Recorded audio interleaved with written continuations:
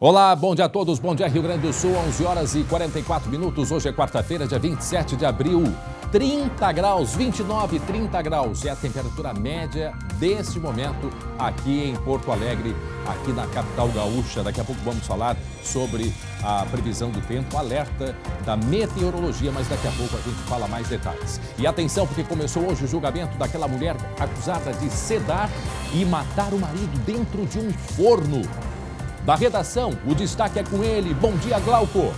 Bom dia, André. Bom dia a todos. Pois é, um caso que chamou muito a atenção pela crueldade, pela circunstância que aconteceu. A própria acusada colocou o corpo do companheiro dentro de um forno para secagem de sumo, muito comum aqui nas propriedades do interior do Rio Grande do Sul. E este corpo ficou queimando por 3 dias. Daqui a pouco nós falamos os detalhes sobre esse julgamento que começou às 9 horas da manhã, André. Daqui a pouco a gente traz, portanto, mais detalhes. Lembrando que o SBT Rio Grande, a sua companhia na hora do almoço, já está no ar.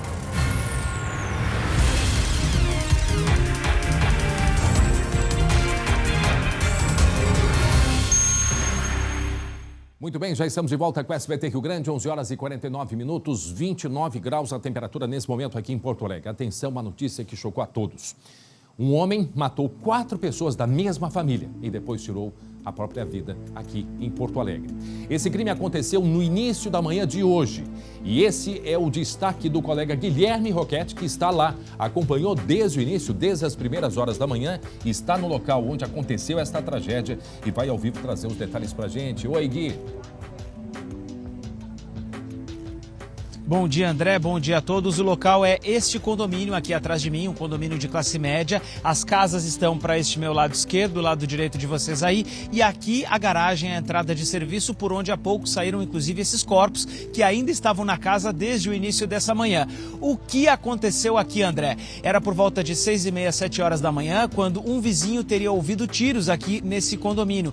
Posteriormente, um funcionário do condomínio acionou a Brigada Militar, que veio até o local e entrou então na casa em que tinham sido ouvidos os disparos. Quando os policiais chegaram, se depararam com 5 pessoas mortas dentro dessa casa. Segundo as informações então que a gente tem até o momento, o dono dessa residência, de 44 anos, usou uma espingarda calibre 12 para matar a esposa, a mãe, a sogra, o filho adolescente de 14 anos e, por fim, para tirar a própria vida dentro desta casa. Todas essas pessoas estavam em um dos andares superiores. Depois eu vou explicar um pouco mais sobre como é a casa, como foi a dinâmica desse crime, desse homicídio. E, por fim, a Brigada Militar, então, se deparou com essa situação de um verdadeiro horror dentro dessa residência desde o início dessa manhã. A motivação desse crime ainda precisa de apuração. A Polícia Civil e a delegacia, o próprio delegado Rodrigo Poman está aqui na casa. Eles estão apurando esse caso, mas já há um indício de que poderia haver um problema financeiro na família e justamente isso pode ter sido o estopim desse crime. Mas é claro que isso ainda é uma informação preliminar que nós colhemos aqui no entorno com moradores, com parentes, com pessoas que conviviam com essa família. Isso vai ser investigado agora pela polícia. Mas o fato é esse, André, um crime bárbaro em família, com 5 pessoas da mesma família mortas aqui em Porto Alegre, no bairro Santa Teresa. A gente pode ouvir, inclusive, o que disse o comandante da Brigada Militar do batalhão aqui da região do Morro Santa Teresa, que atendeu essa ocorrência e esteve dentro da casa. Vamos ouvir. As pessoas foram mortas nos cômodos em que se encontravam dormindo. Então, quando o zelador ouviu os disparos, ligou para o 190, próximo das 8 horas da manhã. As vítimas, 44, 87, tem isso aí, né? 79, 14, foram mortas, né? Presumivelmente com uma calibre 12, foram encontradas 2 armas no local. 11 horas e 52 minutos, 11h52, uma tragédia familiar aqui em Porto Alegre, no amanhecer desta quarta-feira. Um homem, né, pelo que nós temos, idade 44 anos, tirou a vida da esposa, de um filho, 14 anos de idade o filho. Tirou a vida da mãe, da sogra, né? Então de quatro, a esposa, o filho de 14 anos, a sogra e a própria mãe, depois tirou a própria vida. Pelas informações iniciais, temos a informação de que seria um empresário. Na imagem pelas informações também que nós temos, lembrando que são muito preliminares, mas talvez o Guilherme possa confirmar. Se você observa ali, tem um senhor abraçando uma senhora, ele seria um dos cuidadores de um dos idosos que foi avisado e quando chegou na casa consolou uma das pessoas que, pelo que se tem de informações, essa senhora que está sendo ali abraçada, ela estaria na casa, mas num outro andar da residência. Ela seria também uma cuidadora e seria uma familiar um pouco distante deles, correto, Guilherme? Exatamente, André. Essa outra pessoa que estava dentro da casa, e a gente até pode se aproximar um pouquinho mais, o Jefferson Webster aproxima com a gente aqui, para que a gente possa, então, ter alguma ideia e uma noção melhor aqui, ó. O portão está aberto, então a gente vai poder mostrar aqui. São casas, então, de 3 andares, a gente está vendo 2, ali o terceiro, o intermediário que fica no nível da rua e o outro andar que fica na parte inferior, vamos dizer assim, um subsolo, já que é uma descida, vocês estão vendo lá no fundo, inclusive, o próprio estádio Beira-Rio, e a viatura da perícia lá no local ainda, porque eles ainda estão coletando dados, coletando situações, André, porque o que aconteceu? Como os tiros foram dados por uma espingarda calibre 12, por esse homem, então, o dono da residência, é bem provável que a situação dentro da casa, ela tenha ficado bastante feia, né, com uma sujeira muito grande. Inclusive, a gente tem informação de que os tiros foram dados na cabeça dessas pessoas, justamente já com a intenção de que não restasse dúvida de que elas acabassem mortas. Essas pessoas, elas estavam, então, em quartos no andar superior, e o Jefferson Webster pode mostrar agora pra gente ali. A gente não sabe exatamente qual é dessas casas, mas vocês podem, então, ter uma ideia de como que é esse condomínio de classe média aqui em Porto Alegre. Bom, isso foi, então, por volta das 6h30 da manhã, entre 6h30 e 7 horas, quando foram ouvidos esses tiros, e aí foi acionada a Brigada Militar. Este homem, então, teria andado de quarto em quarto, e nesses quartos ele matou a mãe, matou a sogra, matou a esposa, o filho adolescente de 14 anos e, posteriormente, tirou a própria vida. E essa outra pessoa que você falava, André, ela seria uma funcionária da casa, mas que também teria um grau de parentesco com essa família. Não está bem claro ainda, André, qual é o grau de parentesco, mas é uma coisa um pouco difícil da gente poder explicar. Eu conversei aqui com familiares e eles nos disseram que ela era uma prima da tia, né? Aquele tipo de parentesco um pouco mais distante que acontece ali.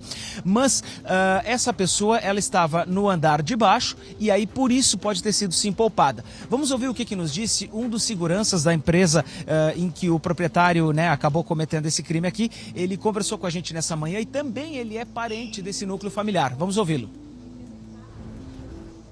A gente sabia, porque não sabia, desconfiava, né? Porque pelos 5 anos que tenho na empresa e como eu já fui empresário também, né? Então, assim, foi regredindo o trabalho dele lá, e eu acho que não venceu mais. E olha o que veio acontecendo. Esse é um desespero de um familiar que conversou com o Guilherme Roquette na manhã de hoje, lembrando que os corpos foram retirados agora há pouco, né? Não faz muito tempo, não é mesmo, Gui?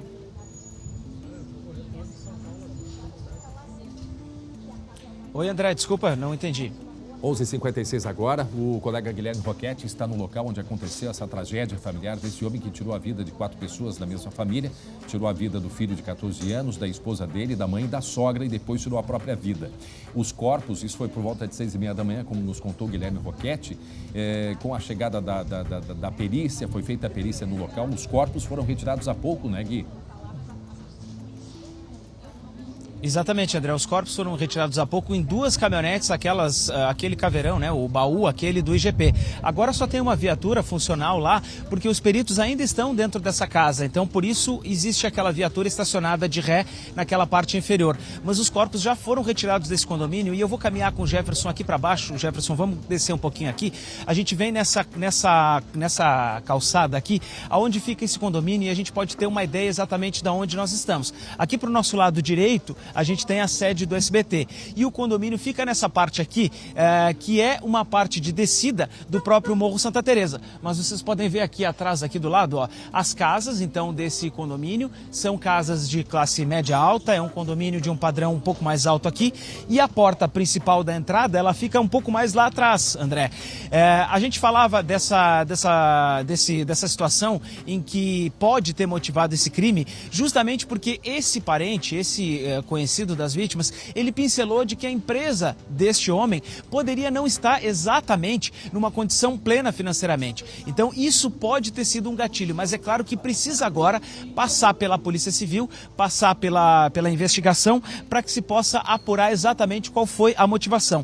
Eu estou chegando aqui, André, na entrada principal aqui desse condomínio, a gente está descendo um pouco a rua, para poder mostrar para vocês exatamente onde é que fica e o local onde aquela pessoa que saiu da casa estava conversando com o cuidador. Era encostado aqui, ó, nesse pilar que vocês veem aqui, vai ficar um pouquinho no sol, a gente vai ajustar a câmera agora nesse momento, e nesse local aqui, então, foi que houve aquele abraço na imagem que vocês estavam vendo. Mas aqui, ó, residencial Morada Santa Teresa, número 68 aqui da rua, essa aqui é a região. A gente pode voltar até um pouquinho para a sombra aqui, André, para poder continuar conversando. Vocês estão vendo aqui que é realmente um condomínio de classe média alta, era um condomínio que, inclusive, a gente percebe de um poder aquisitivo um pouco maior. Tem alguns outros detalhes aí interessantes, André, sobre essa história, porque o sogro desse homem que cometeu o crime, ele teria falecido no final da semana passada, vítima de câncer. Por isso, a sogra dele também estaria aqui na residência. Ela teria vindo para cá depois desse fato. E o homem, depois então, né, que aconteceu toda essa situação, a gente ainda não sabe qual foi o gatilho e o que motivou. O fato é que ele entrou na casa por volta das 6h30, 7 horas da manhã, estava com 2 espingardas que foram apreendidas depois pela polícia e acabou cometendo esse crime, matou a família inteira e depois cometeu suicídio, André. Gui, já se tem a informação da identidade, porque os vizinhos, nós já recebemos informações, mas obviamente que nós temos, né, o dever, né, o compromisso jornalístico de ter a confirmação da própria polícia. A polícia já confirmou os nomes dessas pessoas, Gui? Ainda não confirmou, André. A gente já tem de forma informal os nomes dessas pessoas, porque a gente já conversou com algumas pessoas aqui, mas a polícia ainda não confirmou. Por isso a gente vai preservar também a identificação dessas pessoas, mas eu posso te dar as idades dela, assim que a gente ouvir, por exemplo, a entrevista que nós vamos ver agora da Brigada Militar, os policiais que atenderam essa ocorrência. Na sequência eu volto com as idades dessas pessoas. Em princípio, uma família, os primeiros dados que a gente tem ali, né? Tem pai, filho, sogra, mãe, esposa, né? Infelizmente, né, uma família toda aí morta, né? E o pessoal está avaliando aí os dados maiores aí, depois poder passar informações para os senhores. Mas o que a gente tem é isso aí, no primeiro momento, esse cenário aí de terror, né? Desculpa a palavra, mas é isso aí que a gente encontrou no primeiro momento. Meio-dia, terror, foi o que disse o soldado, inclusive ele disse, né, o representante da Brigada Militar, que é daqueles tipos de situação de crime que não se esquece jamais pelo cenário que ele viu, que ele encontrou desta família, que, como dissemos, é esse homem de 44 anos que matou a esposa, o filho, a mãe e a sogra. Gui, quais são as idades deles, Gui? Vamos lá então, André. O filho, um adolescente de 14 anos, morto pelo pai. A esposa, de 45 anos, também morta pelo próprio marido. A sogra, 81 anos, e a mãe dele, uma senhora de 79 anos, morta pelo próprio filho. E o autor desse crime, que depois então cometeu suicídio, um homem de 44 anos, André. Então, repetindo, filho 14 anos, a esposa 45, a sogra 81 anos, o autor 44 e depois a mãe tinha 79 anos de idade, André. E pelas informações que se tem, ele seria empresário, uma empresa que não seria aqui de Porto Alegre, como dissemos, nós temos as informações, mas elas não são oficiais e o compromisso que nós temos no SBT, Glauco que está na redação, esse nosso compromisso nos faz aguardar o momento oficial da própria polícia divulgar, porque é uma série também, são 5 pessoas, são da mesma família, a necessidade de familiares próximos também serem procurados e serem avisados, enfim, é todo um processo. Mas se confirmar isso, ele seria proprietário de uma grande empresa, pelo que se tem, que, como eu disse, não fica na região metropolitana, com dezenas de caminhões, com atendimento em todo o Rio Grande do Sul. E isso no que se refere ao caso de um problema financeiro da empresa. Obviamente que qualquer motivação, nada justificaria, obviamente, mas certamente com problemas emocionais muito fortes, inclusive para ter esse ato na manhã de hoje de matar essas 4 pessoas e depois tirar a própria vida. Quer dizer, algo realmente extremamente grave e que nos chama a atenção para isso. Se é o momento que nós vivemos, se é momento de crise, momento de pandemia, enfim. Por isso a importância, né? Primeiro a gente saber o que de fato aconteceu, isso só através da investigação, das perícias, ouvindo pessoas próximas, colegas, familiares, funcionários, para conseguir compreender um pouco. Mas fica obviamente, que fica um alerta a todos nós desse momento de muita sensibilidade, Glauco, que todos nós estamos vivendo, Glauco. Pois é, a gente está preservando aqui as informações porque elas não são oficiais, mas temos aí, né, alguns relatos de que, por exemplo, na empresa há um estado de choque, e não é para menos, né, até porque é uma pessoa considerada de bom trato e que as pessoas até não têm noção exatamente o que levou a essa atitude. Que eu retomo aquilo que você estava falando, André, é muito drástica. Você imagina você matar a própria família, olha o grau, o nível de estresse, o que estaria acontecendo. E isso afeta muito mais pessoas. Imagina o resto do condomínio. Isso leva as pessoas para o resto da vida, né, André? É verdade, é de fato dramático. Mais alguma informação? Daqui a pouco também o Gui vai trazer outros detalhes, está lá no local acompanhando, mas só para a gente fechar essa participação, essa cena aí é algo que nos toca muito. Momento que a pessoa que estava, né, uma familiar próxima, que estava na casa, num outro andar, e aí a hora que ela foi socorrida, né? Que ela foi abraçada por um dos cuidadores dos idosos quando chegou na residência, porque foi avisado da tragédia que tinha acontecido. Guilherme. Pois é, André, a gente está agora no aguardo do delegado Rodrigo Garcia, que deve dar alguns detalhes ainda para a gente. Ele já está aqui no endereço. A gente agora volta ali para próximo da garagem, onde há a movimentação da perícia lá embaixo, para seguir acompanhando e trazer os detalhes daqui a pouco aqui no SBT Rio Grande. Até já, obrigado, Guilherme Roquete, desde cedo acompanhando o SBT, que chegou logo no início, logo depois que aconteceu essa tragédia no Morro Santa Teresa, aqui em Porto Alegre. 12h, 5 minutos agora, e você vai ver daqui a pouco uma reportagem especial. Hoje está completando 10 anos daquele acidente que matou uma equipe de televisão na rodovia conhecida como Curva da Morte. 10 anos e a curva existe ainda. O colega Marcelo Chemali voltou ao local onde um caminhão, descendo a serra, invadiu a pista contrária e bateu de frente no comboio, né? Todos os carros que vinham aí da polícia e também da imprensa. Estavam indo para uma operação que ia acontecer na serra. A polícia se dirigia para esta operação e junto as equipes de reportagem. 10 anos depois, como estão os sobreviventes? O que aconteceu com os culpados? Quem foram, né, os responsáveis por este acidente?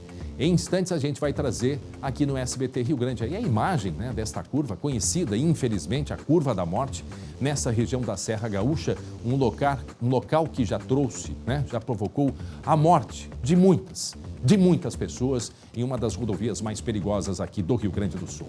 12h, 6 minutos, agora atenção, tiroteio na região central do estado. As câmeras mostram cenas de bang-bang na saída de um presídio regional. É o presídio de Santa Maria. O que aconteceu, Glauco? E eu vou te dizer o seguinte, esse presídio aí que fica no bairro Medianeira não é muito longe do centro da cidade não, tá? Eu conheço muito bem essa região. O que aconteceu, conforme informações que nós temos, são de que 3 homens atirando contra uma caminhonete e foi por volta das 9 horas da manhã. Isso, eu repito, bem pertinho da penitenciária que fica no bairro Medianeira. E segundo informações da Brigada Militar, os indivíduos teriam desembarcado de um veículo Ford Ka e disparado contra uma EcoSport. A Brigada Militar, a Polícia e o Instituto Geral de Perícias atendem ainda a esta ocorrência e uma das suspeitas é de que tenha havido ali uma emboscada direcionada a um apenado. Por quê? Porque o presídio regional é destinado para recolhidos ao semiaberto e também da ala feminina. A gente continua acompanhando, mas era só o que faltava. Plena luz do dia, André.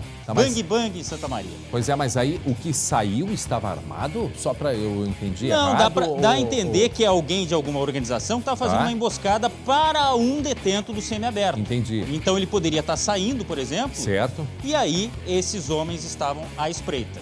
Pois é, mas aí, pelo que a gente tem de informação, lembrando que é muito recente, teria havido uma troca de tiros, correto? Não, na verdade, seriam tiros disparados por esses homens aí. Por esse não grupo teria contra... resposta. Exatamente. Agora, no meio de residências ali, Só né? que tem o seguinte, é uma área de segurança. Sim. Então nós estamos aqui, ainda atrás de informações da polícia, para ver se houve troca de tiros com seguranças da própria penitenciária. Porque, afinal de contas, não pode, né? Tá do lado da cadeia e tem tiroteio, né? Do lado, isso foi do lado da prisão. Isso, exatamente. Quer dizer, a área de segurança, e não é a primeira vez que a gente mostra, não é a primeira vez, aliás, acontecem muitas situações, muitos casos como esse no semiaberto, né, do cidadão saindo de manhã e já tem um grupo, uma emboscada, né, preparada, né, para pegar o cidadão. E pensem, é do lado do presídio, do lado. Eu acho que nós mostramos um outro caso, não foi ali na região da Serra. Teve um caso muito parecido, recentemente a gente apresentou, não sei se foi presídio de Lajeado ou Estrela, algo que aconteceu também, assim, muito próximo da cadeia prisional, né? E aí a gente pergunta, né, a questão da área de segurança, né? Os criminosos não estão nem aí, se é área de segurança ou não, eles invadem, eles enfrentam e a população em meio a toda essa violência, Glauco. E por ali são no mínimo 2 rodovias, tá? Que podem servir, muito provavelmente serviram para a rota de fuga, tá? Muito bem, seguimos adiante, 12:09, 12:09, olha só, o que vai acontecer? A gente tem que botar assim agora, assim, o que vai acontecer? Tá aí na tela. O que vai acontecer com esta imagem? Diga pra mim. Matheus Schenck, o que vai acontecer? Diga. Rafa Melendo, uma briga? Um carro vai surgir, vai atropelar alguém? Ou vão levar uma bicicleta? Ou alguém vai levar uma bicicleta? Hã? Vai levar a bicicleta? Não. Eles estão dizendo aqui que é bicicleta. Não, eu acho que é o carro atropela. E eu acho que vai ter uma briga, né? Eu acho que vai ter uma briga. Eu acho que é uma briga. O Glauco acha que é um carro que vai surgir, vai atropelar.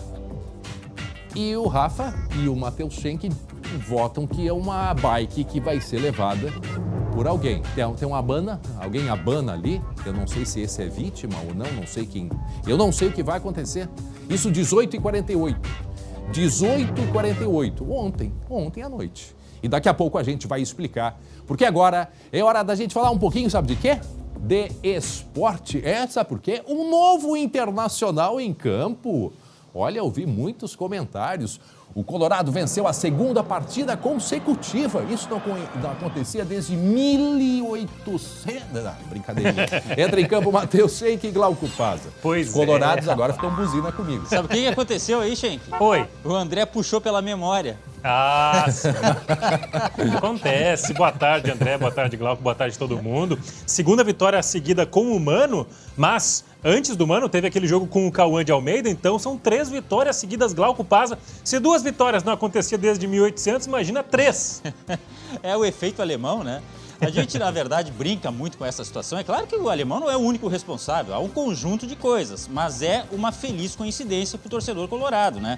Saiu Medina, as coisas começaram a dar certo. E chegou o alemão e os gols estão saindo. Pois é, daqui a pouquinho a gente vai voltar com muito mais, com os melhores momentos, com a palavra do Alexandre Alemão, que é o talismã colorado agora, e claro, a classificação também, né? Porque o Inter pulou para a liderança desse grupo, Glauco, e ficou mais perto da classificação. Glauco, há 2 semanas era uma crise sem fim, agora tudo está mais calmo pelos lados do Beira-Rio, hein?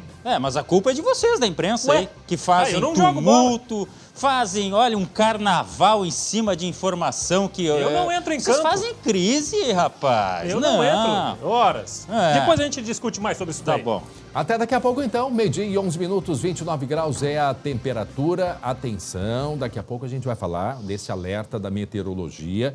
Tudo se confirmando, como disse ontem a Estael Cias por aqui, né? Que ela conversou, fez pra gente esse alerta, Glauco. A virada do tempo, de fato, hoje, agora... E o calor, hein? 29 graus agora, nós vamos a 34. Olha o leque.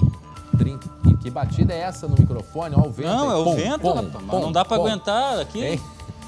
Não, e percebam que é uma característica muito, assim, não é muito comum a gente ter um dia de calor com vento forte. E a meteorologista Estael Cias já faz um alerta temporais nas próximas horas no sul, Campanha e Zona Sul. Se a gente puder colocar agora, isso já vem acontecendo, essas chuvas e possibilidade de muita água também em todas essas regiões, na verdade em todo o estado.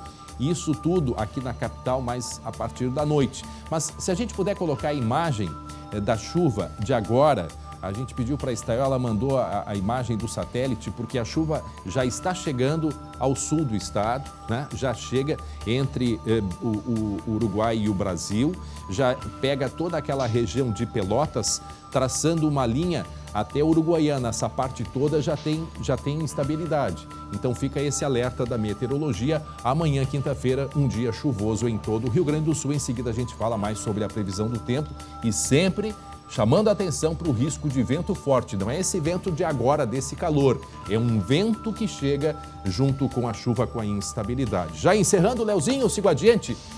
Quando a gente acha que já viu de tudo, presta atenção nessa imagem de um homem que foi flagrado enchendo a mochila. Com o quê, hein, Glauco?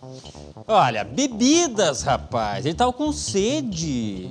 Mas não tinha dinheiro, não tinha plata para pagar o que ele queria consumir. Então, o que ele fez? Ele foi num supermercado, isso aconteceu em Veranópolis, na Serra Gaúcha, e a gente tá vendo aí que ele simplesmente, olha, até deu uma olhada no celular, rapaz. Será que ele estava atendendo algum pedido ali? Olha, me traz um engradadinho de alguma coisa aí. Mas e olha, aí, olha lá. Engradado mesmo, né? Não Sim. foi uma, não foi duas. Olha um mochilão, caramba. Olha o peso que tá aquilo ali, hein?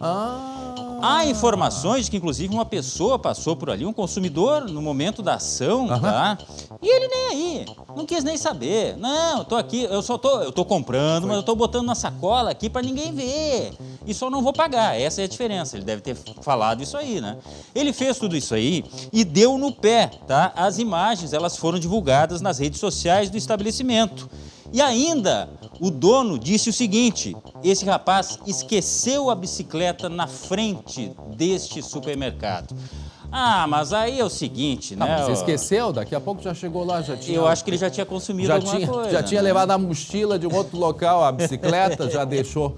E ele olha no telefone, parece mesmo ou disfarçando ou conferindo, né, a listinha que ele precisava lá para poder pegar, né, o pedido feito. Cara de pau, rapaz do céu. Ele faz isso e olha ali, a câmera rancho. Gravando tudo e não localizar o rapaz. Não, ele deve estar bêbado, deve estar caído em algum lugar, pela quantidade de bebida, né? Esses dias eu vi pelas redes sociais, Glauco, não sei se chegasse a ver também, de um homem que foi levar, só que ele botou botou e caiu? E aí, pô, Glauco, estragou aqui.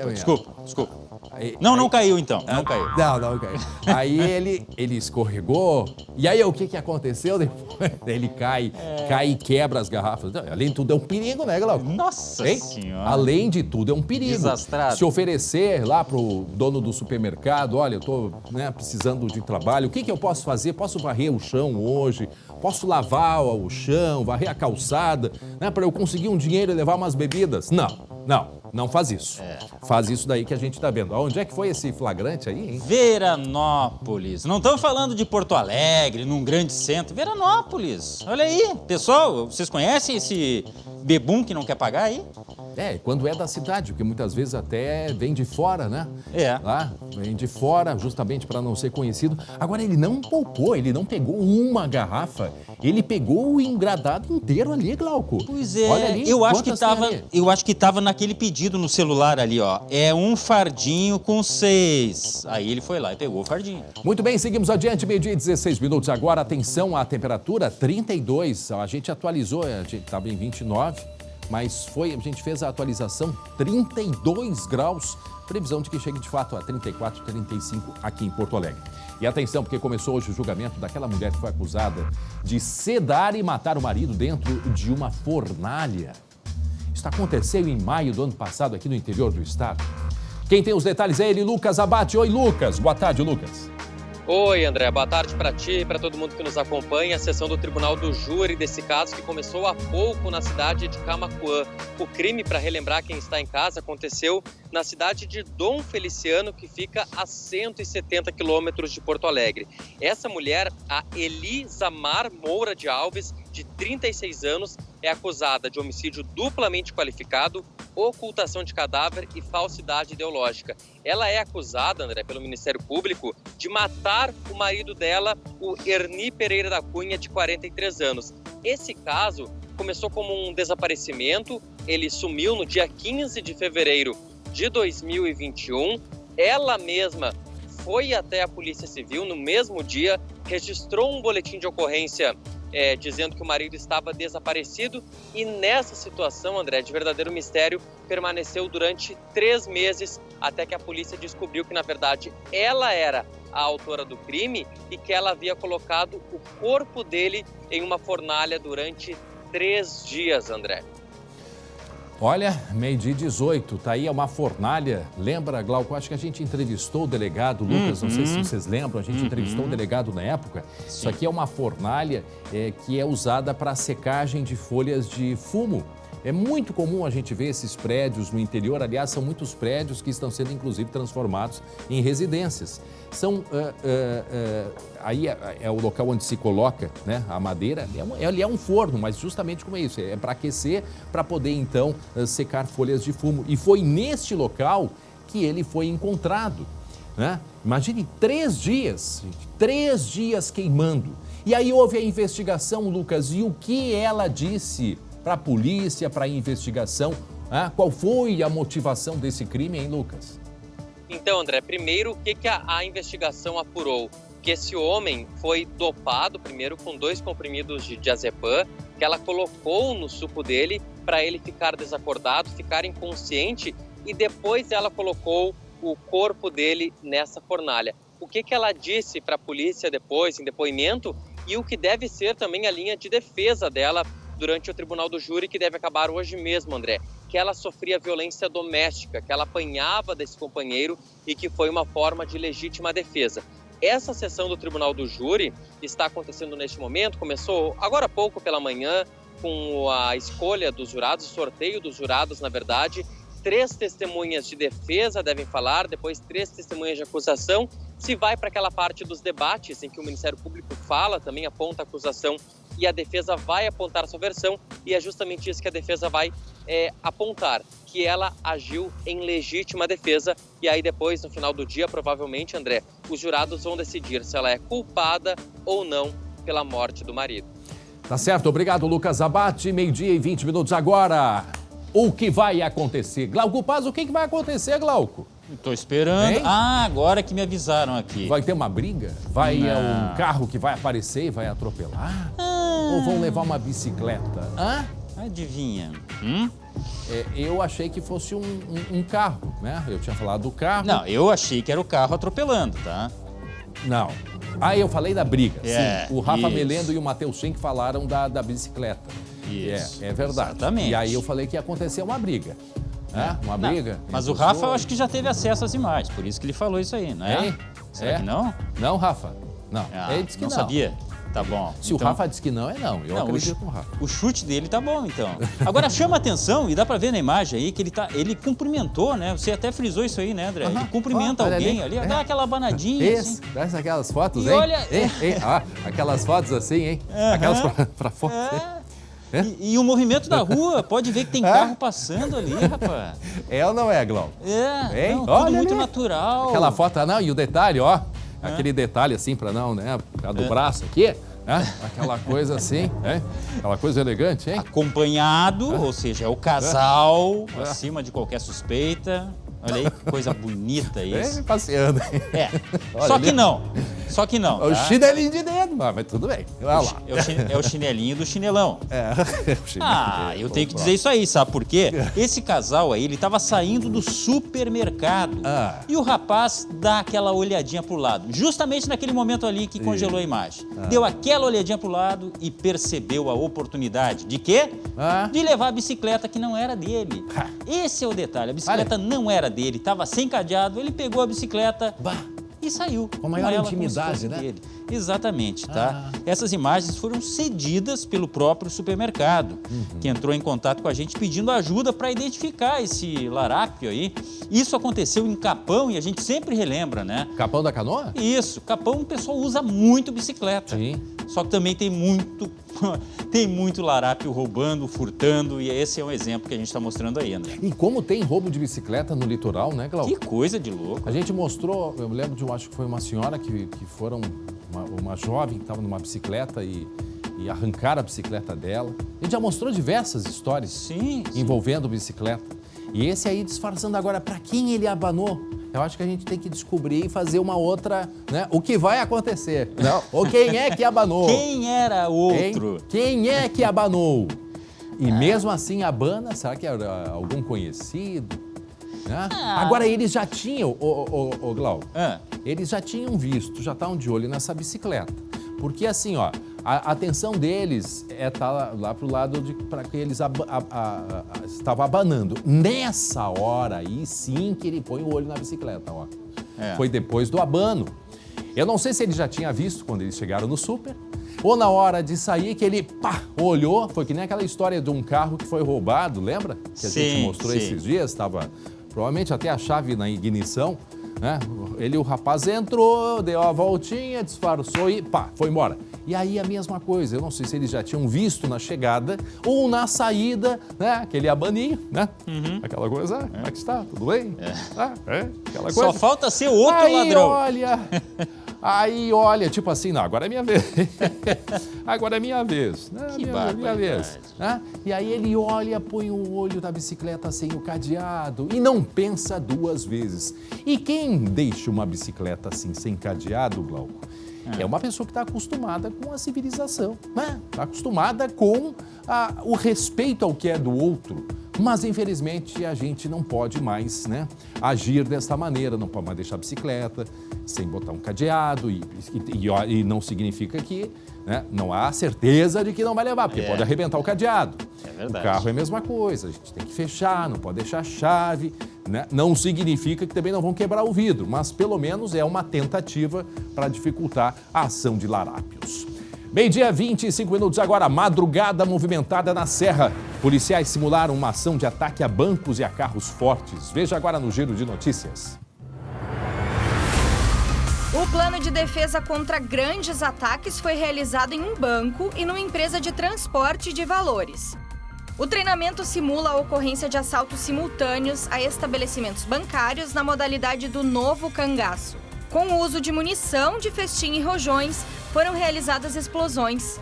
A simulação foi realizada na sede de um banco na área central, finalizando numa empresa de transporte de valores no distrito de Santa Lúcia do Piauí. Ações similares já foram realizadas em Novo Hamburgo e Campestre da Serra. O motorista de um carro roubado perdeu o controle durante a fuga na RS 118. Bateu em um veículo e foi parar num pilar no viaduto da Freeway. O condutor foi encaminhado a atendimento médico em estado gravíssimo ao Hospital Dom João Becker. A passageira que estava na carona também foi levada ao hospital. No outro veículo, ninguém ficou ferido. A Polícia Federal de Santa Maria prendeu um fraudador do INSS que estava sendo investigado desde 2014. O homem de 35 anos foi condenado a 44 de prisão pelos crimes de estelionato e falsificação de documento público. O preso estava com documentos falsos. Durante as investigações, ele foi apontado como um dos mentores da fraude. E numa operação ao combate aos crimes de furto de cabos de telefonia, a Polícia Civil cumpriu 3 mandados de busca e apreensão na cidade de Campo Bom. Os suspeitos foram identificados e serão indiciados pela prática de furto qualificado com penas de 2 a 8 anos de reclusão. Atenção, voltamos direto com o colega Guilherme Roquette para falar desta tragédia no amanhecer de hoje, Morro Santa Teresa, em Porto Alegre, do homem, um empresário, que matou 4 familiares. Matou o filho, a esposa, a mãe e a sogra. Vamos ao vivo com o Guilherme Roquette. Conversar com os vizinhos. Delegado falando ao vivo nesse momento. Verificar essa situação toda, ao que tudo indica, realmente, no caso de homicídio e suicídio, né? E, enfim, recolher as evidências que existem, né? Só para contextualizar, desculpe, delegado, que agora entramos no ar, então, nós estamos conversando com o delegado Rodrigo Pauman Garcia, delegado de homicídios aqui de Porto Alegre. Delegado, então, para a gente poder contextualizar, qual é a cena, o que aconteceu de fato nessa casa que o senhor tem até o momento? A informação que a gente tem com relação ao fato, né, é de que o autor e vítima, né, da questão do suicídio, ele teria hoje por volta de umas 7h30 da manhã, levantado, e teria, pela dinâmica que se imagina, ele teria executado a esposa, depois a mãe e a sogra, e posteriormente o filho, e aí veio e se suicidou. Já tem alguma motivação, alguma hipótese, delegado? Olha, as hipóteses todas estão sendo levantadas, né? Questão financeira, delegado? Pode ser uma das hipóteses. Nós estamos vendo a questão da depressão financeira, enfim, todas as hipóteses possíveis, né, que levado essa pessoa a cometer um ato desses tão grave que ocorreu e que... Está todo mundo ao vivo aqui, então vamos lá, vamos colocar aqui, vocês ouvem a resposta do delegado. Isso é o que a gente está buscando, porque inicialmente, segundo o que se ouviu de um dos familiares, ele não possuía armas, né? Então nós vamos verificar agora, essas armas elas têm numeração, então a partir da numeração nós vamos tentar chegar quem seria o proprietário dessa arma. Há uma possibilidade que essas armas pertenceriam ao sogro, que faleceu há poucos dias. Então, isso a gente vai buscar agora. Delegado, pela situação ali, é muito possível que ele tenha premeditado esse crime? Pelos elementos que a gente tem buscado até o presente momento, que foram, né, teve pouco tempo para conversar com os familiares, há indícios de que ele estava já entabulando isso, e eu não sei te dizer quanto tempo antes, mas há indícios que sim, que ele teria trazido essas armas. Possivelmente ele teria oferecido algum tipo de medicamento aos familiares, né, para que pudessem dormir. Isso a gente também, são todas informações que estão sendo coletadas, que ainda não foram ratificadas em virtude que faltam laudos laboratoriais, né? As pessoas estavam dormindo ainda, delegado, quando foram mortas? Sim, estavam todas elas na cama, né? E qual é a relação familiar da sobrevivente com ele? Não se fala agora sobre ela é parente de uma das vítimas. A pessoa que sobreviveu, ela estava em um andar inferior, foi por isso que foi poupada ou não? Possivelmente ela foi poupada pela condição de ser trabalhadora da casa? Ela foi poupada porque não havia, no meu ver, assim, claro que a mente, né, de uma pessoa quando comete esse tipo de fato é complicada da gente conseguir desvendar. Mas no meu ver é porque ele não queria matá-la, né? Ele queria matar as pessoas que realmente ele matou. Perfeito, delegado. Muito obrigado, delegado. O delegado Rodrigo Paumann Garcia é quem conversou conosco aqui, André. Ele vai ficar então com essa investigação aqui. Não sei se tu tiver mais alguma pergunta aí do estúdio, pode me passar aqui. O delegado André, ainda está à disposição, ainda está conversando com outros colegas. Eu faço a pergunta na sequência. O Glauco. Não, só para tirar uma dúvida, ele se matou com as próprias, porque são duas armas, né? Com uma dessas armas aí que foram encontradas. São espingardas também, é isso? Ela não chamou a atenção dela porque geralmente ele fazia esse tipo de... O Glauco, assim que o delegado então responder aqui a pergunta dos colegas, eu vou fazer essa pergunta aqui para o delegado Rodrigo Paumann. É interessante também a gente reforçar que nós seguimos ao vivo aqui, a gente está aqui desde o início da manhã e agora então o delegado consegue conversar conosco e nos adianta essas situações. Assim que ele responder, eu faço a pergunta, Glauco. Gui também não, os nomes não serão divulgados ainda por enquanto, segundo o que nos disse o delegado.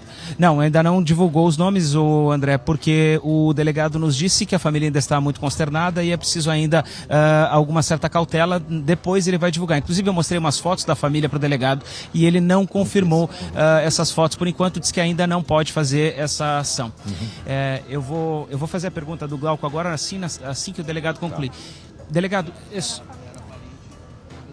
Delegado Glauco no estúdio nos pergunta se ele cometeu suicídio com uma dessas espingardas ou foi com uma outra arma. Sim, não, ele cometeu suicídio com uma das espingardas. E é uma arma longa, para ele poder ter feito isso, de que maneira talvez ele pode ser que tenha feito, que é difícil dele atirar nele mesmo com uma espingarda? Não, tem maneiras, né? Tem maneiras que tu usa para esse tipo de situação. E foi o que ele fez, né? Então, ele primeiro, como eu estava dizendo, ele fez aquela dinâmica que nós imaginamos, né? Tem atirado primeiro na esposa, depois na mãe e na sogra, depois no filho, e aí no quarto do filho, porque ele foi encontrado no quarto do filho. Então no quarto do filho ali ele tenha cometido suicídio. Obrigado, delegado Rodrigo. Então, esse aí é o delegado Rodrigo Pullman Garcia, delegado de homicídios aqui de Porto Alegre, que conversa com a gente aqui no SBT Rio Grande. André e Glauco. Meio-dia, 32 minutos. O Guilherme Roquette, desde muito cedo, esse crime, essa tragédia aí aconteceu por volta de 7, né? 7h30 da manhã. E ali o momento em que um dos cuidadores de um dos idosos chega à residência e abraça, pelo que se sabe, esta mulher que ele abraça, ela estava na casa, só que num outro andar. Ela também trabalhava, mas ela é um familiar um pouco distante, mas está sendo abraçada por um dos cuidadores ali, Glauco. O delegado traz uma informação que pode ser uma pista aí muito importante, que é a questão da medicação. Claro que isso aí só o laudo vai apontar, né? Mas ele, de uma certa forma, pode ter premeditado, assim, ó, há tanto tempo e nos mínimos detalhes de como deixar essas vítimas adormecidas o máximo de tempo possível e como ele se matar a partir do momento que nós estamos falando, né, de uma arma longa, que é difícil, né? E agora a perícia que vai apontar e a grande dúvida que se tem, né?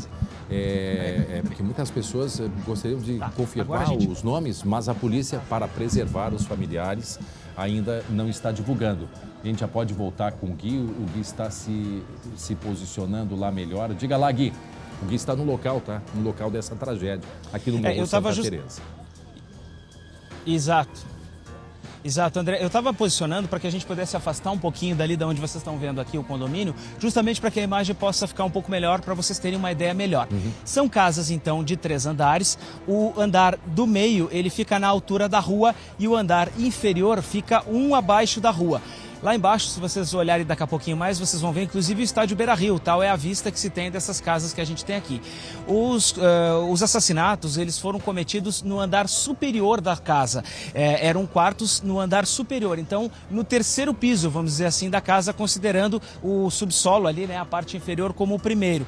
Então, essas pessoas todas estavam no 3º piso. Como nos disse o delegado, ele iniciou pelo quarto em que ele próprio estava dormindo, ao lado da esposa, passou então depois para o quarto em que a mãe e depois, posteriormente, a própria sogra estavam dormindo e concluiu o crime no quarto do filho. Vai passar um carro aqui, a gente vai dar um pouquinho de licença, se aproximar um pouquinho mais aqui da entrada do condomínio, o André. Mas justamente essa foi então a dinâmica, porque ele foi localizado já no quarto do filho, depois então de ter tirado a vida desse adolescente de 14 anos.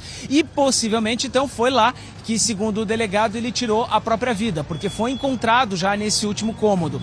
Então, depois desse crime, depois desses tiros, que foi com uma espingarda calibre 12, esses tiros eles chamaram a atenção de outros moradores, de um vizinho pelo menos. Esse vizinho também teria se comunicado, também um funcionário do condomínio teriam acionado a brigada militar, e quando os policiais chegaram aqui, se depararam com esse crime dentro do próprio condomínio.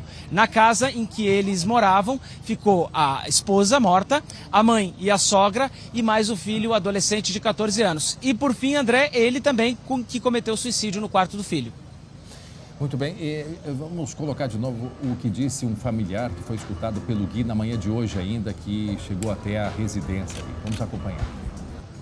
A gente sabia, porque não sabia, eu desconfiava, né? Porque pelos 5 anos que eu tenho de empresa e como eu já fui empresário também, né?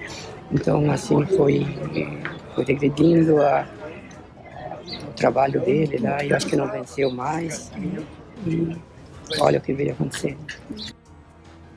Bom, esse aí é o que disse um familiar, e pela experiência, o que ele disse ali, pela experiência e sabendo a aproximação com esse familiar, ele sendo um empresário, que a empresa poderia estar passando por dificuldades, mas também não sabemos se essa, né, é de fato a motivação. Nós temos qual foto para mostrar? Atenção. Tá aí a foto esse é o homem que tirou a vida da família e tirou a própria vida, gente. Ele é o empresário de 44 anos, portanto, e ali junto com a esposa e o filho, certamente, né? Com a esposa e o filho, é isso? Este, portanto, o empresário de 44 anos, que tirou a vida da esposa, depois da mãe, a sogra e do filho de 14 anos, e em seguida tirou a própria vida. Morro Santa Teresa, aqui em Porto Alegre, na manhã de hoje, uma tragédia familiar. não Que se sabe tristeza, motivação, André. não se sabe ainda.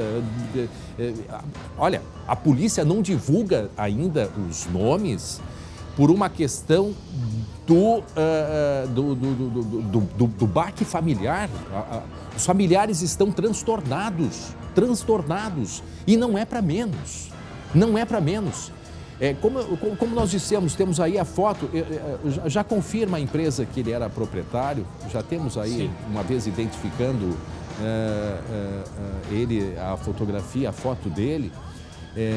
Se a gente pode confirmar a empresa, porque na frente da residência aí há um carro, havia até pouco tempo, com um carro de uma empresa.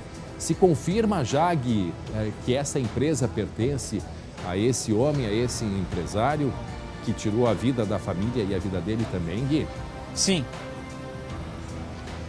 Ô André, a gente tem a confirmação por parte desse familiar que conversou com a gente mais cedo, de que se trata então do empresário de fato, e que aquele Renault Kwid branco que estava ali com o adesivo da empresa, ele seria então um veículo, o carro da própria empresa desse empresário. André, esse carro ele foi retirado depois ali. Sim. É que naquele momento em que o carro estava parado, naquele portão lá embaixo, a gente não sabia ainda não tinha a identificação dele. Entendi. Esse carro, em algum momento, ele foi retirado daqui no tempo em que eu estava fazendo as imagens. E, possivelmente, por algum parente, né? Alguém que percebeu o que estava acontecendo, viu que o carro estava parado ali na frente, pegou a chave e tirou o carro dali. Certo. Mas ele estava, assim, parado exatamente na porta do condomínio. Era um Renault Kwid branco, ele estava exatamente na porta do condomínio. Muito cedo falar em qualquer motivação, né? Não tem como se falar. Uma empresa grande, que atendia em todo o estado, diversos caminhões, dezenas de caminhões, enfim.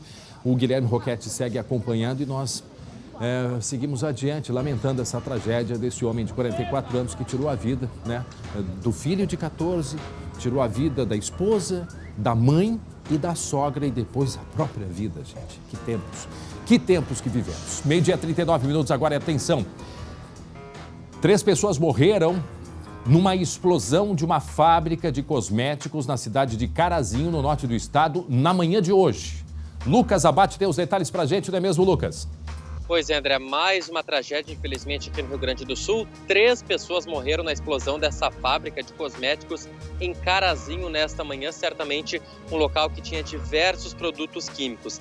Além dessas 3 mortes, André, outras 4 pessoas ficaram feridas com queimaduras e 5 estão internadas por inalação de fumaça. O Corpo de Bombeiros de Carazinho já esteve no local, já combateu as chamas e está fazendo o trabalho de rescaldo neste momento. E olha só um detalhe, André, que essa tragédia poderia ter sido maior, porque bem próximo a essa fábrica tem um posto de combustíveis, mas felizmente ele não foi atingido pelo incêndio. Portanto, 3 mortos e 4 pessoas que ficaram feridas, né?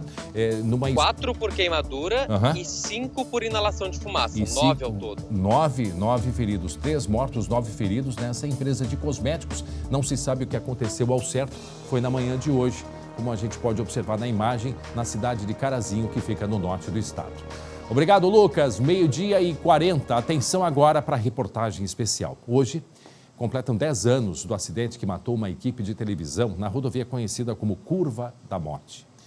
O colega Marcelo Chemali voltou ao local, onde um caminhão, descendo a serra, invadiu a pista contrária e bateu de frente no comboio da polícia e também da imprensa. Como estão os sobreviventes? O que aconteceu com os culpados? Agora, na reportagem. Não parece que são 10 anos. Parece que a gente para e parece que foi ontem ainda. O primeiro cara que eu vi dentro de viatura da brigada foi o Paulão. Tem dias que ameniza a dor e tem dias que aquela dor vem como se fosse ontem. Essa é uma história de sentimentos, guardados para sempre. De uma saudade que segue viva no coração de mãe. Meu medo é que ele fosse acontecer alguma coisa nessas reportagens. Sempre foi meu medo. Essas batidas, essas coisas que eles faziam. Nunca imaginei que seria de outra maneira. O filho de Dona Marli mostrava a realidade com uma câmera nas mãos. Ezequiel Barbosa estava sempre ao lado do companheiro de reportagens, Enildo Paulo Pereira, o Paulão, repórter de referência na área da segurança pública. Os dois trabalhavam na TV Bandeirantes. perderam a vida durante uma operação policial. Foram vítimas de um crime de trânsito. 3 carros de imprensa que acompanhavam a operação não conseguiram escapar do acidente. Em um deles, 2 jornalistas ficaram presos às ferragens e morreram na hora. Esta rodovia gaúcha tem um trecho marcado por tragédias, chamado de Curva da Morte. E foi aqui que um caminhão descendo a serra invadiu a pista contrária e bateu de frente no comboio da polícia e da imprensa. A nossa equipe escapou do acidente por um detalhe.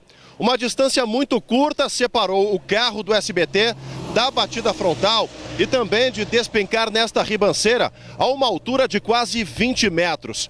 Sobreviver para contar essa história foi uma questão de sorte ou destino.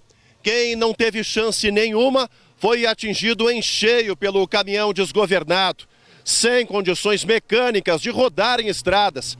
No volante, um caminhoneiro que dirigia sob o efeito de drogas. É o famoso rebite, era o rebite. O motorista, João José de Araújo, na época com 44 anos, acabou preso em flagrante, mas foi solto no dia seguinte, antes do enterro de Paulão e Ezequiel. Foi feito flagrante, foi concluído pelo dolo eventual e eu achava que ele deveria ficar preso preventivamente. O delegado que investigou o caso não teve dúvidas de que o caminhoneiro assumiu o risco de matar. Assumiu o risco de dirigir um equipamento pesado com um caminhão, descendo uma serra, uma estrada perigosa, no escuro, com chuva, tendo ingerido qualquer substância que altere as capacidades psicomotoras, é assumir o risco. O juiz mandou soltar o cara, eu fiquei revoltado com aquilo ali, né?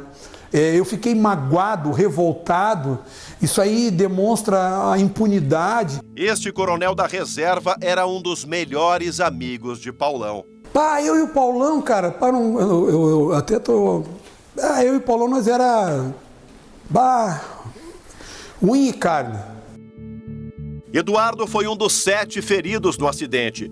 Ficou preso às ferragens e foi internado no hospital. O jornalista também critica a sensação de impunidade da legislação de trânsito. Não há um rigor maior, justamente porque o legislador, ele muitas vezes se coloca no lugar do infrator e não da vítima. O Ministério Público, que via de regra tem um rigor maior de acusação, desta vez entendeu o caso como homicídio culposo, quando não há a intenção de matar. O motorista e o dono da empresa de transporte, Evandro Carlos Góes, escaparam de uma pena mais pesada, o que nem todos os promotores concordam. Se eu me deparo com um motorista que provoca um evento de trânsito com morte e está sob efeito de anfetamina, meu amigo, ele vai responder no Tribunal do Júri. 3 anos depois do crime, os réus foram julgados por duplo homicídio culposo e 7 tentativas. Este promotor, que atua no Tribunal do Júri, defende a mudança imediata na lei. Quem pratica um crime de trânsito em excesso de velocidade, na contramão, em estado de embriaguez, ou se apenado com uma pena acima de 8 anos, que dá regime fechado, resolvia a questão. Não perca amanhã a segunda parte da reportagem. A gente teve acesso exclusivo ao processo e vai mostrar o que aconteceu com os responsáveis pela tragédia. Muito bem, amanhã, portanto, Marcelo Chemali, né, Glauco, trazendo essa atualização. E o que eu fico pensando, o que mudou de 10 anos para cá? Primeiro que a curva continua lá, provocando tragédias até não. A curva está lá, se você respeita, se você tem cuidado, mas infelizmente esse não é o comportamento do nosso motorista. Principalmente nesses tempos aí de quase que pós-pandemia, me parece que há uma alteração visível em muitos motoristas. Mas isso é coisa que a gente sempre trata aqui, sempre trata dessas questões de trânsito. Infelizmente, as nossas rodovias transformadas em tragédias. E a legislação não ajudando muito, me parece, mas independente de ter ou não ter lei, a pergunta, onde que está a consciência? o espírito de coletividade, o respeito ao outro, a preocupação consigo e com o outro. É um espaço que nós estamos dividindo, uma estrada, uma rodovia, é um local que eu não estou ali sozinho. Eu posso estar ali com a minha família, com outras pessoas, com outras famílias. Aonde é que está o respeito? Aí a gente tem que olhar para a legislação de outros países e compreender o que acontece se uma tragédia como esta de 10 anos atrás acontece em outros países. Aí sim a história é bem diferente. Aqui vai, se dá um jeito, e por aí vai. E as pessoas perdendo vidas, perdendo familiares, perdendo amigos ou perdendo a própria vida. 12h 47 minutos, 12h 47. Agora eu quero falar com você, anunciante que tem uma empresa e quer ver esta empresa crescer ainda mais. Nem todo mundo sabe, mas existe um jeito muito simples e totalmente online de anunciar aqui no SBT. É o SBT Ads, que é uma plataforma onde você pode programar e contratar os melhores espaços de publicidade em todas as plataformas do SBT. Você que está me assistindo agora, poderia estar assistindo a sua marca, a marca da sua empresa, passando por aqui. Então não fique de fora. Quero ver o seu anúncio, combinado? Acesse agora SBT Ads e anuncie aqui com a gente. Nos vemos, portanto, aqui no SBT. 12h 48 minutos, a gente volta a falar agora de esporte.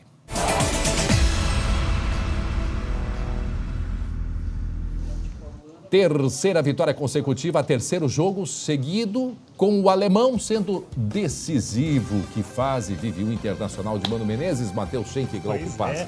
Mudou da água para o vinho, Glauco Paz. A gente pode ver aí os melhores momentos da vitória do Inter sobre o Independiente Medellín, jogo em Pereira, na Colômbia.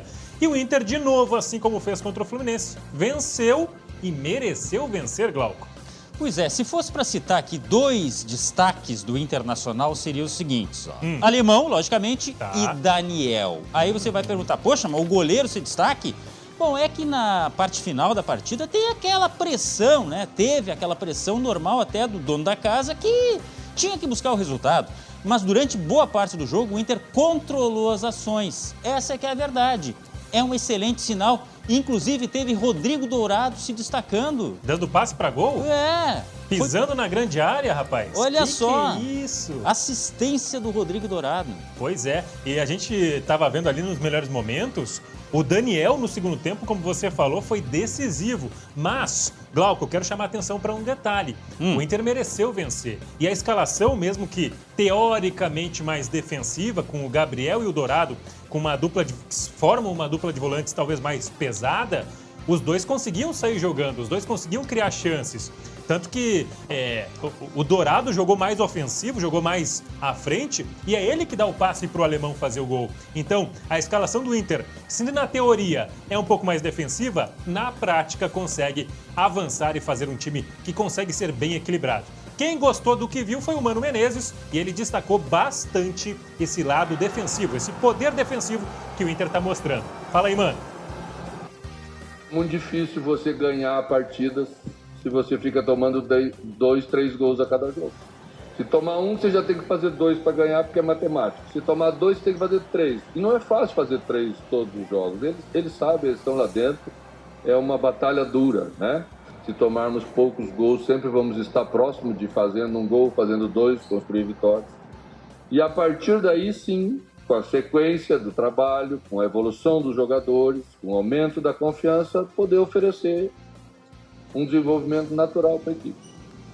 É isso aí, time que não toma gol fica mais perto de vencer. Parece óbvio, mas às vezes não é. O time do Medina não estava perto de vencer. Quem é que tá com saudade do Medina? Levanta a mão aí. Baixa a mão, rapaz. Não tem nada. Ninguém.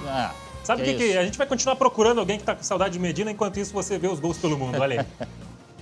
O melhor jogo da terça-feira você viu com exclusividade em TV aberta aqui no SBT. Foi uma loucura o tal do Manchester City Real Madrid. Em 10 minutos estava 2-0 para o time inglês. Gols do belga De Bruyne e do brasileiro Gabriel Jesus. Podiam ter feito mais? Podiam. Mas o próximo a marcar foi o Real Madrid. O artilheiro Benzema descontou. No segundo tempo, olha a chance perdida pelo City. Mas logo depois eles não erraram. Phil Foden, 3-1. Eis então que a bola chegou a Vinícius Júnior.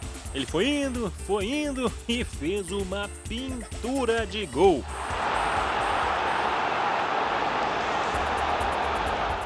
Bernardo Silva colocou o City de novo em boa vantagem. E de pênalti, Benzema descontou num golaço. É, golaço de pênalti, rapaz. Coisas da Liga dos Campeões. Manchester City 4, Real Madrid 3. Deixa eu tomar uma água e quem conta os gols da Copa Sul-Americana é a Eliane Aires. Deixa comigo, Schenck. No Paraguai, o Ceará venceu o General Cavalheiro. Adorei esse nome. 2-0. Gols de Eric e Messias. No Maracanã, não teve gol por causa do goleiro do União Santa Fé, da Argentina. Santiago Meli salvou o pênalti de Fred aos 52 do segundo tempo. Fluminense e União 0-0. E com os gols da Libertadores, chega agora Glauco Paza. Tá certo, Lili. Quem aí lembra do Riveiros, ex-Grêmio? O volante de 39 anos fez um lindo gol cheio de categoria. Ô, Riveiros. Libertad 1, Atlético Paranaense 0. O Furacão podia ter feito coisa melhor, mas o Pablo... olha o que o Pablo fez. Feio, muito feio. Na Argentina, outra derrota brasileira. O Bragantino levou 2-0 do Estudiantes. Destaque pro golaço do Bozelli, ex-Corinthians. Parecia eu jogando nas ruas de Jaguari. Vai dizer que não, você não viu, não sabe nada. Já o atual campeão brasileiro, Atlético Mineiro, só empatou. Até saiu ganhando gol do Hulk, mas o Sornosa igualou pro Independiente Del Valle, no Equador. E no grande jogo da noite na Libertadores deu timão. Maicon foi decisivo pro Corinthians com os 2 gols em cima do Boca Juniors. 2-0. Ah, mas teve a nota triste. E bota triste nisso. Os gestos racistas por parte de um torcedor do Boca. Menos mal que ele foi preso. Em seguida tem outras informações esportivas. Meio-dia 53 minutos, eu olho aqui e fico assustado com a temperatura pelo estado. Neste momento, na verdade, meio-dia, ou seja, agora deve estar mais quente ainda. Parobé, 35 graus e 8 décimos. Campo Bom, 33,8. São Leopoldo, 33,6. Atenção, todo o Rio Grande do Sul em alerta para mudança do tempo entre hoje e amanhã aqui no estado. Teremos esse dia de quarta-feira com calor e com vento também. Durante toda a quarta-feira. Da quarta para a quinta, a virada no tempo com risco de temporais, risco de vento muito forte em todo o Rio Grande do Sul, principalmente na região central do estado, e teremos instabilidade entre amanhã e sexta-feira, com temperaturas chegando a 13 e a 14 graus aqui em Porto Alegre. Então, quarta-feira com sol e calor, virada na quinta e sexta, temporais e chuva por todo o estado. E agora nós vamos falar de eleições.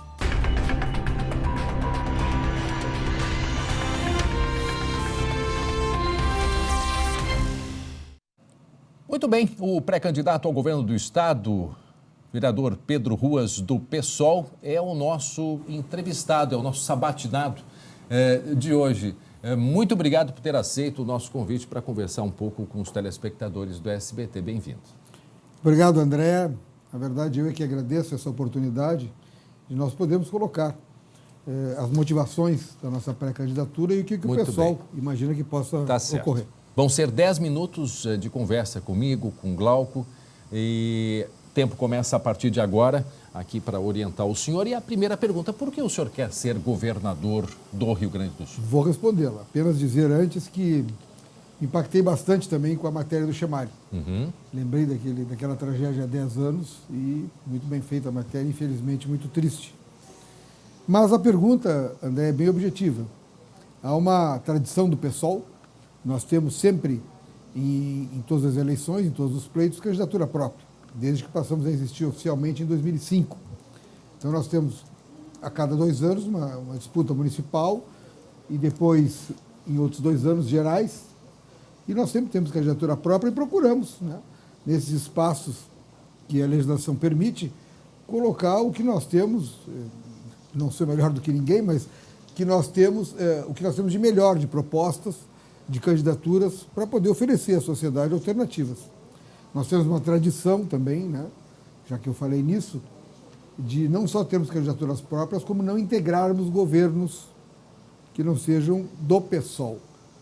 Como quase não há, nós não integramos governos. E temos orgulho da nossa história, do que fizemos até o momento e do nosso conceito. Isso para não ter nenhum comprometimento? Também, porque dificilmente, né? Há algumas exceções, André, que nós podemos citar assim, ó, o PCB, a UP, a Unidade Comunista Brasileira. Quer dizer, nós temos um campo de possíveis coligações, digamos, que ele é restrito, né? E nós temos os nossos princípios, nós temos uma trajetória, como eu falei, que precisa ser defendida sempre, e o orgulho de dizer que o PSOL é um partido que não se rende e não se vende. Ou seja, ele não tem medo de ninguém e não tem preço. E isso, claro que nos distancia eventualmente de alguns setores. Glauco. Vereador, prazer falar com o senhor. senhor. Estou ouvindo baixo, mas estou ouvindo. Vamos lá, então. O pessoal está ajustando aí. Já estou ouvindo. Eu lhe pergunto a questão do equilíbrio nas finanças, né? Inclusive, a atual administração está privatizando algumas partes do governo que antes eram estatizadas, né? A própria CE é o exemplo, para pagar, né, o dia a dia, pagar salários, que era uma dificuldade muito grande. Como equilibrar essa conta, na sua opinião, a partir do momento em que tem que manter o serviço oferecido pelo Estado, mas, ao mesmo tempo, tem que ter dinheiro para isso? Olha, Glauco, a pergunta é muito boa, porque me dá a oportunidade de esclarecer temas do nosso programa que está sendo elaborado.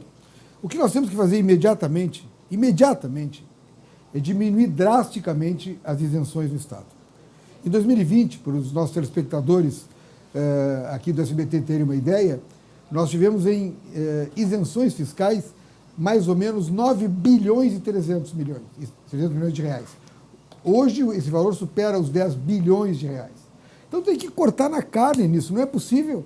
As pessoas têm que entender que, para a maioria poder viver um pouco melhor, alguns têm que perder grandes privilégios.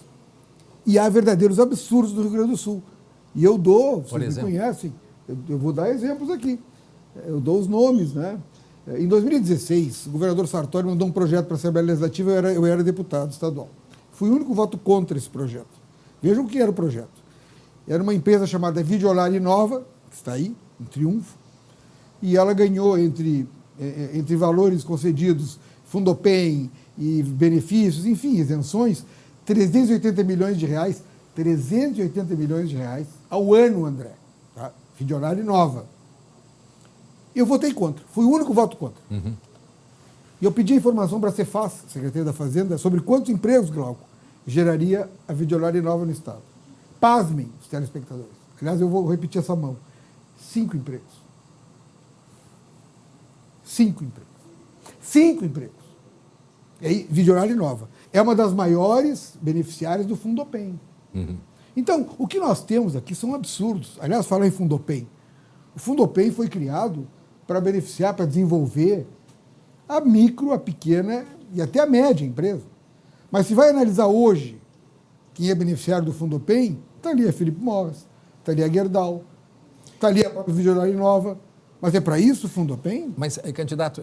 Isso tem que mudar. Então, só para concluir, se nós acabarmos com as isenções, pelo menos em 70%, se nós, e eu quero entrar nesse tema, atacarmos fortemente a questão da Lei Candir e da dívida do Estado com a União, nós temos a situação aqui praticamente resolvida. Eu digo como depois que o André me perguntar. Não, é porque, em cima do que o senhor falou das isenções, em reduzir em 70%, né?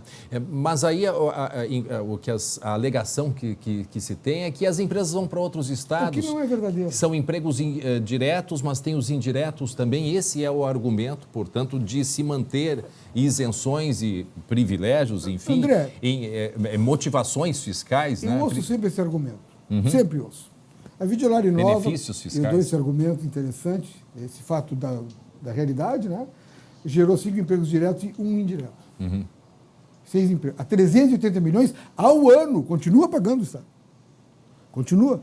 Isso é possível?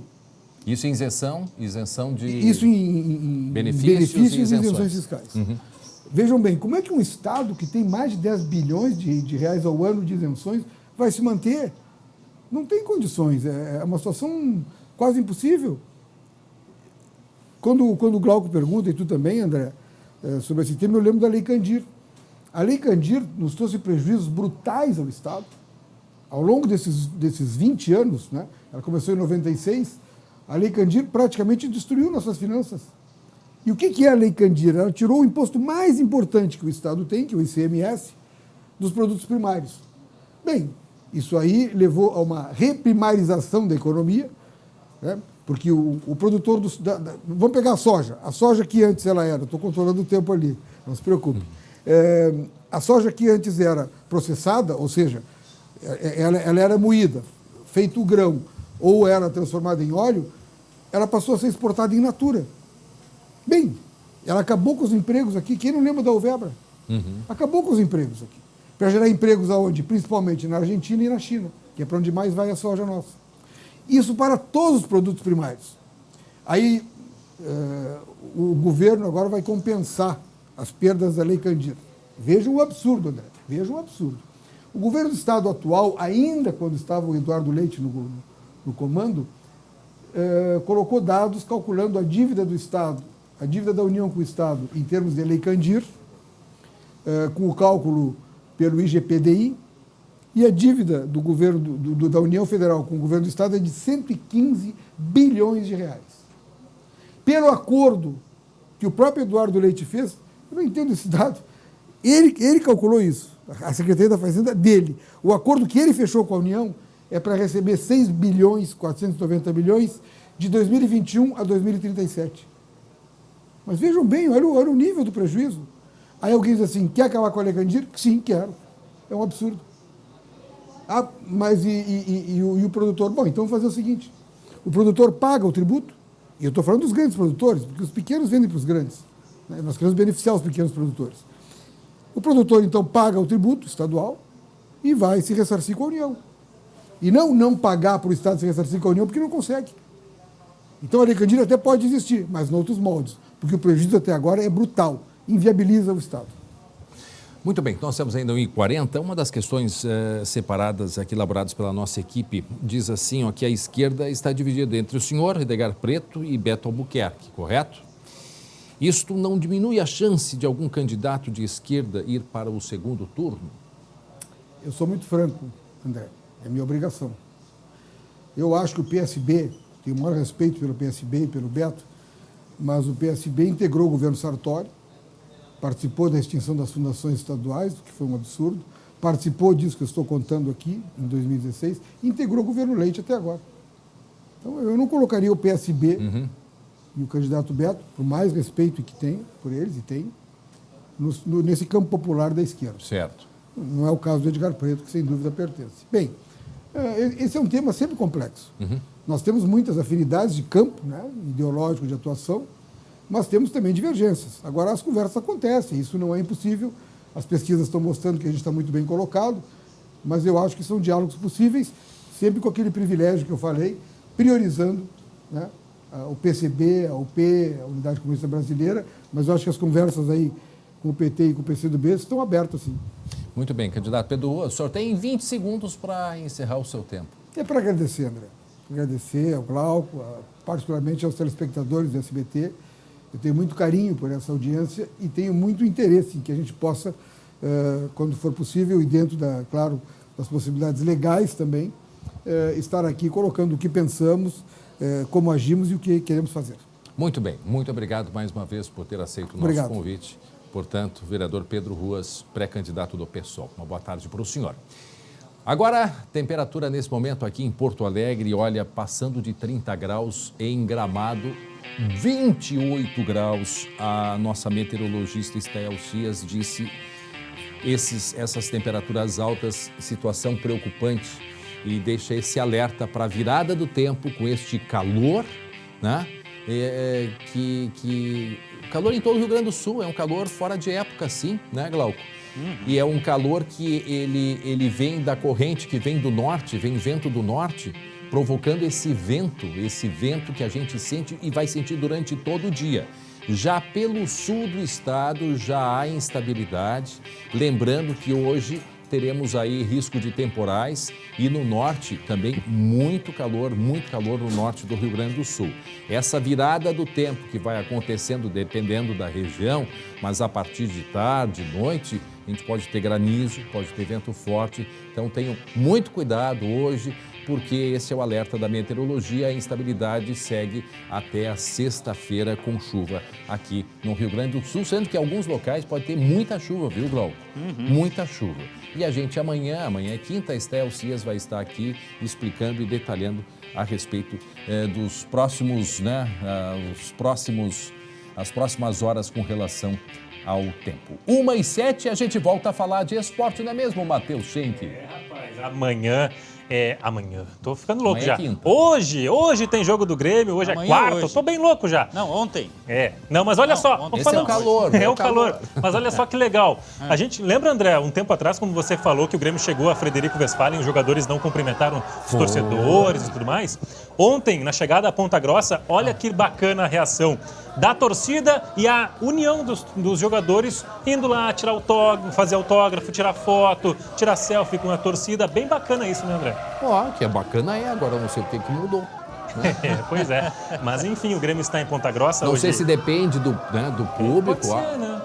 Não sei. Depende até da fase, né? Vem de vitória. Tem isso.